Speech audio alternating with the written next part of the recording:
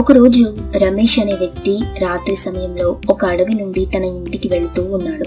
అప్పుడు అతనికి దూరంగా ఒక జోలపాట వినబడుతుంది. దానిని విన్న రమేష్ తన మనసులో, ఇంత రాత్రి సమయంలో, అది కూడా అడవిలో, ఎవరు జోలపాట పాడుతున్నారు అని కంగారుగా నెమ్మదిగా నడుచుకుంటూ ఆ పాట వినబడుతున్న వైపు వెళ్ళాడు. అక్కడ ఒక చెట్టు దగ్గర ఒక దయ్యం బిడ్డను ఎత్తుకుని జోలపాట పాడుతూ ఉంటుంది.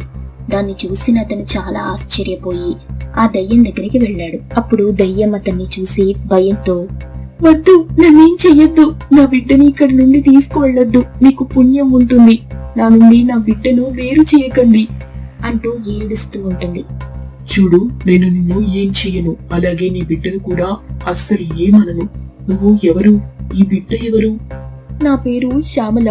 ఒకరోజు నేను నా బిడ్డను తీసుకుని ఈ అడవి మార్గం నుండి ఇంటికి వెళుతున్నాను. అప్పుడు ఒక్కసారిగా నా ముందుకి ఒక దొంగ వచ్చి, చూడు, మర్యాదగా నీ మెడలో ఉన్న బంగారం అంతా నాకివ్వు, లేదంటే నీ బిడ్డని నిన్ను ఇద్దరిని చంపేస్తాను. వద్దు, నా బిడ్డని నన్ను ఏం చేయొద్దు, నీకు కావాల్సింది బంగారమే కదా, ఇదిగో తీసుకో అంటూ అతనికి ఇచ్చాను. నాకు నీ బిడ్డ కూడా కావాలి, మర్యాదగా వాణ్ణి నాకివ్వు అంటూ నా చేతిలో ఉన్న బిడ్డను తీసుకుని పరిగెడుతున్నాడు. నేను నా బిడ్డని నాకివ్వు అంటూ కేకులు వేస్తూ అతని వెంట పరిగెత్తాను. కొంత దూరం వెళ్లిన తరువాత అతని కాలికి రాయి తగిలి అతను కింద పడిపోయాడు. నేను వెంటనే అతని చేతిలో ఉన్న నా బిడ్డను తీసుకుని అతని నుండి దూరంగా పరిగెడుతున్నాను. ఇంతలో అతను వెనుక నుండి ఒక రాయిని విసిరేశాడు. అది నా తలకు బలంగా తగిలి నేను కింద పడి మరణించాను. నేను మరణించిన సంగతి తెలుసుకున్న అతను భయంతో అక్కడి నుండి నా బిడ్డను వదిలేసి వెళ్లిపోయాడు. చనిపోయిన నేను దయ్యంగా మారి ఇలా నా బిడ్డను కాపాడుకుంటున్నాను అంటూ బోరున ఏడుస్తూ చెప్పింది.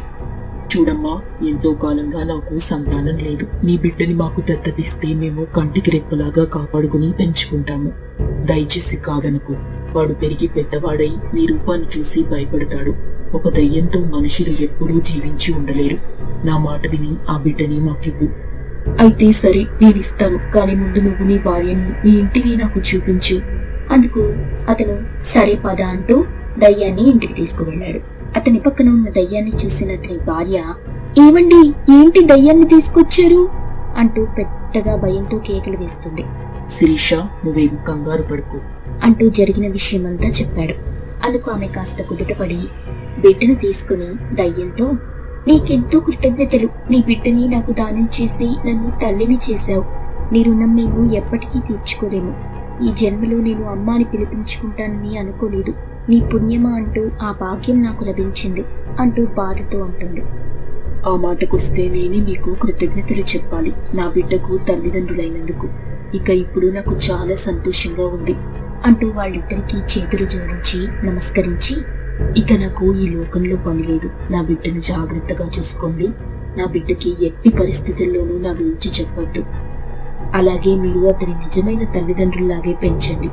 మీరు తల్లిదండ్రులు కాదన్న నిజాన్ని అతనికి ఎప్పటికీ తెలియనివ్వకండి, మీకు పుణ్యం ఉంటుంది. నువ్వేం బాధపడకు, ఈ నిజం మన ముగ్గురి మధ్య ఉంటుంది, మరొక వ్యక్తికి తెలియనివ్వము. ఆ మాటలు విన్న దయ్యం చాలా సంతోషపడుతూ, ఇక ఈ లోకంలో నాకు పని లేదు, నా ఆత్మకు శాంతి కలుగుతుంది. అలా దయ్యం బిడ్డని వాళ్ళకి దానమిచ్చి వాళ్ళకి బిడ్డలేని లోటు తీర్చి ఆమె ఎంతో సంతోషంతో అక్కడి నుండి అదృశ్యమైంది.